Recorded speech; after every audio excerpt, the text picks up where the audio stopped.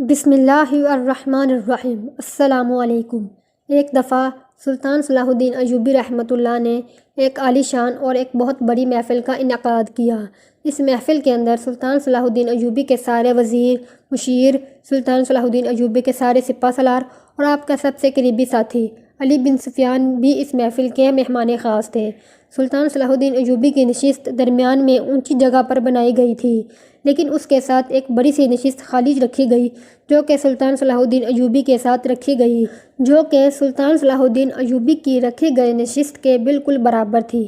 سارے مہمان آ گئے اور آ کر اپنی اپنی نشستوں پر بیٹھ گئے اور محفل کا انعقاد شروع ہو گیا۔ سلطان صلاح الدین ایوبی بھی اپنے نشست پر بیٹھے ہوئے تھے۔ دو محافظ سلطان صلاح الدین ایوبی کے پاس کھڑے تھے، لیکن وہ ایک نشست خالی تھی۔ سارے محفل والے حیران تھے کہ آخر اس نشست کو کیوں خالی رکھا گیا ہے؟ آخر ایسا کون سا خاص مہمان آنے والا ہے جس کو اس نشست پر بٹھایا جائے گا؟ لیکن کوئی نہیں جانتا تھا، کیونکہ یہ بات صرف سلطان صلاح الدین ایوبی جانتے تھے۔ تھوڑی دیر گزری، سلطان صلاح الدین ایوبی کے کان میں آ کر ایک سپاہی نے خبر دی۔ سلطان صلاح الدین ایوبی نے اس سپاہی کے کان میں سرگوشی کرتے ہوئے پھر خاموش ہو گئے۔ پھر وہ سپاہی چلا گیا۔ تھوڑی دیر کے بعد وہی سپاہی ایک بوڑھے سفید داڑھی والے، سفید بالوں والے بزرگ کو لے کر سلطان صلاح الدین ایوبی کے سامنے حاضر ہو گئے۔ سارے درباری حیران ہو گئے، کیونکہ جب وہ بوڑھا بزرگ سلطان صلاح الدین ایوبی کے سامنے آیا تو سلطان صلاح الدین ایوبی خود اپنی نشست سے اتر کر نیچے گئے، اس بوڑھے بزرگ کو گلے لگایا اور گلے ملنے کے بعد خود اس کا ہاتھ پکڑ کر اسی نشست پر بٹھایا جس نشست کو تھوڑی دیر پہلے خالی دیکھا گیا تھا۔ سارے درباری حیران ہو گئے، حتیٰ کہ سلطان کے وزیر بھی حیران ہو گئے، کیونکہ وہ بوڑھا بزرگ لباس سے کوئی امیر آدمی نہیں لگ رہا تھا۔ سلطان صلاح الدین ایوبی کے سارے وزیر حیران تھے، حتیٰ کہ سلطان کے وزیروں کو بھی اتنی خاص نشست نہیں دی گئی تھی۔ آخر اس بوڑھے بزرگ میں ایسی کیا خاص بات ہے کہ سلطان صلاح الدین ایوبی اس کو اپنے ساتھ بٹھا رہے ہیں؟ بہرحال تقریب شروع ہو گئی، اور جب تقریب ختم ہونے کا وقت ہوا تو سلطان صلاح الدین ایوبی سے ایک درباری نے سوال پوچھا۔ حضور، ایک سوال جو ہمارے سارے درباریوں کے دماغ میں گھوم رہا ہے، اور وہ سوال یہ ہے کہ آخر اس بوڑھے بزرگ کے ساتھ آپ کا ایسا کون سا رشتہ ہے، یا آپ کا اس کے ساتھ کون سا تعلق ہے کہ اس کو آپ نے بھری محفل کے سامنے اپنے برابر بٹھا دیا؟ حالانکہ شکل سے نہ تو وہ کوئی عہدیدار لگ رہا ہے اور نہ ہی اس کے پاس کوئی اتنی دولت ہے۔ یہ سن کر سلطان صلاح الدین ایوبی مسکرانے لگے اور کہا، میں تمہیں اپنی ایک دلچسپ آپ بیتی سناتا ہوں، اس کے بعد پتہ چل جائے گا کہ یہ بوڑھا بزرگ کون ہے۔ سارے درباری حیران ہو گئے کہ آخر سلطان صلاح الدین ایوبی کی آپ بیتی اور اس کے بوڑھے بزرگ کا آپس میں کیا تعلق ہے۔ بہرحال پھر سلطان صلاح الدین ایوبی فرمانے لگے کہ جب میں مدرسے سے پڑھ کر فارغ ہوا میں ایک قافلے کے ساتھ تجارت کرنے کی غرض سے شام چلا گیا۔ جب قافلہ شام کے شہر دمشق میں پہنچا، تاجروں نے اپنا سامان بیچا اور باقی سامان خریدنے کے بعد قافلہ جب واپس لوٹنے لگا تو مجھے یاد آیا کہ مجھے ایک بوڑھی عورت نے کہا تھا کہ یہ میرے تھوڑے سے زیورات ہیں، ان کو بیچ کر میری بیٹی کے جہیز کے لیے کچھ نایاب کپڑے لانے ہیں۔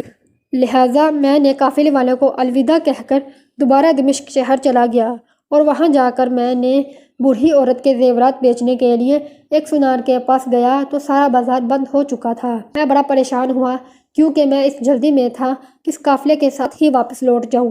لہٰذا میرے پاس اور کوئی چارہ نہیں تھا، کیونکہ میں نے بوڑھی عورت سے وعدہ کیا تھا۔ لہٰذا میں اسی بازار کے ایک مہمان خانے کے اندر جا کر سو گیا۔ آدھی رات کے وقت کسی نے مجھے کندھے سے ہلایا۔ جب میری آنکھ کھلی تو میں ایک آدمی جو کہ شکل سے مجھے ایسا ہی لگ رہا تھا، اس نے مجھے اٹھایا اور اپنے گھر لے گیا۔ اس نے میری مہمان نوازی کی۔ کھانا کھلانے کے بعد اس نے مجھے ایک اچھا سا بستر دیا اور مجھے کہا، بیٹا کل بازار جاتے ہوئے مجھے ساتھ لے کر جانا، کیونکہ بازار کے اندر بہت چور ڈاکو موجود ہیں اور تم مجھے اس بازار میں نئے لگتے ہو، لہٰذا کوئی چور تمہیں لوٹ نہ لے۔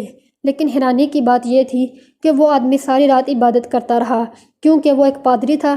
جب میں صبح اٹھا تو وہ پادری سو چکا تھا، لیکن اس نے سوتے ہوئے بھی مجھ سے کہا تھا کہ جب تم نے بازار جانا ہو تو مجھے ساتھ لے جانا، میں تمہارے ساتھ زیورات بیچنے بھی جاؤں گا، اور زیورات بیچنے کے بعد اس بوڑھی عورت کی بیٹی کے لیے سامان خریدنے کے بعد تمہیں اپنے قافلے کے ساتھ واپس آ جاؤں گا۔ میں نے سوچا کہ یہ پادری ساری رات عبادت کرتا رہا، اب اس کو جگانا مناسب نہیں، اس لیے میں اٹھ کر بازار کی طرف چلا گیا۔ جب میں بازار پہنچا تو ابھی بازار تھوڑا سا کھلا تھا۔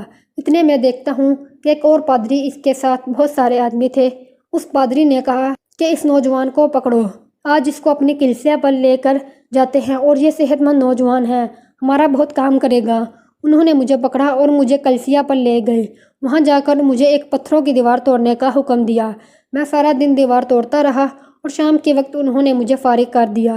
میں دوبارہ بازار آیا اور آ کر اسی مہمان خانے کے اندر ٹھہر گیا، اور اب بھی میں سونے ہی والا تھا کہ پھر سے وہی پادری مجھے اٹھا کر لے گیا اور مجھ سے پوچھا کہ تم کہاں چلے گئے تھے۔ میں نے اس کو سارے دن کا حال قصہ بیان کیا اور اس نے پھر سے مجھے کھانا کھلایا۔ کھانا کھلانے کے بعد مجھے بستر دیا۔ میں آرام کرنے کے لیے سو گیا اور مجھے کہا کل جب تم بازار جانا مجھے اٹھا کر لے کر جانا، لیکن وہ ساری رات عبادت کرتا تھا۔ میں نے سوچا کہ اس کو اٹھانا مناسب نہیں، یعنی پھر سے میں اکیلا بازار کی طرف چل پڑا۔ جب میں بازار پہنچا تو پھر وہی پادری کے آدمیوں نے مجھے پکڑ لیا۔ وہ 10 آدمی تھے، میں اکیلا تھا اور اس بازار میں نیا تھا، اس لیے ان کے آگے ہتھیار پھینکنے کے علاوہ میرے پاس اور کوئی چارہ بھی نہیں تھا۔ میں ان کے ساتھ چل پڑا اور وہ مجھے اسی جگہ پر لے گئے اور سارا دن کام کرواتے رہے۔ جب ظہر کی نماز کا وقت ہوا تو میں نے سوچا کیوں نہ نماز ادا کر لوں۔ جب میں نماز ادا کرنے کے لیے ہتھوڑا چھوڑ کر جانے ہی لگا تو وہی پادری آ گیا اور اس نے آ کر مجھے زوردار دھکا دیا اور کہا تم کہاں جا رہے ہو، کام کرو۔ مجھے بہت غصہ آیا اور اب اس کے ساتھی بھی کم تھے۔ میں نے وہ ہتھوڑا اٹھایا اور ان کے ساتھ لڑنا شروع کر دیا اور میرے اندر اتنی طاقت آ گئی کہ میں نے ان ساروں کو وہیں پر ڈھیر کر دیا اور میں اس پادری کے گھوڑے پر بیٹھا اور سیدھا اسی پادری کے پاس پہنچا، کیونکہ میں جانتا تھا کہ اب میں نے اتنی آدمیوں کو قتل کر دیا ہے، اب اس سے عیسائی بہت سرگرم ہو جائیں گے، لہٰذا وہی پادری ہی مجھے بچا سکتا ہے۔ میں اس کے پاس گیا اور اس پادری کو سارا قصہ حال احوال بیان کر دیا اور اس آدمی کے اندر میں نے اچھائی دیکھی، اس لیے مجھے اس پر بھروسہ تھا۔ اس نے مجھے کہا اے نوجوان تم پریشان نہ ہو، میں تمہارے ساتھ جاؤں گا، بازار میں وہ زیورات بچوانے کے بعد تمہارے ساتھ بازار جاؤں گا، وہاں جا کر ہم سونار کے پاس بڑی عورت کے زیورات بیچیں گے اور ایک کپڑے والے کے پاس جا کر لباس خریدنے کے بعد میں تمہیں اپنے قافلے کے پاس پہنچا دوں گا، لیکن میری ایک شرط ہے۔ میں نے کہا بتائیے آخر کون سی شرط ہے؟ اس نے کہا اے نوجوان جب تم اس سرزمین کے سلطان بن جاؤ گے تو میرے پاس ایک چھوٹی سی حویلی ہے اور میرے پاس ایک گھوڑوں کا استبل ہے، جب تم سلطان بن جاؤ گے تو مجھ سے میری جائیداد نہیں چھینو گے۔ میں حیران ہو گیا کہ آخر یہ آدمی کیا کہہ رہا ہے، میں ایک عام سا طالب علم ہوں اور اب چھوٹا سا تاجر ہوں اور یہ مجھے سلطان کہہ رہا ہے۔ میں بہت حیران ہو گیا، لیکن اس نے کہا نہیں تم مجھ سے وعدہ کرو اور مجھے کچھ ایسی نشانی دو تاکہ میں وقت آنے پر تمہیں وہ بات یاد کرا سکوں۔ میرے پاس اور تو کچھ نہیں تھا۔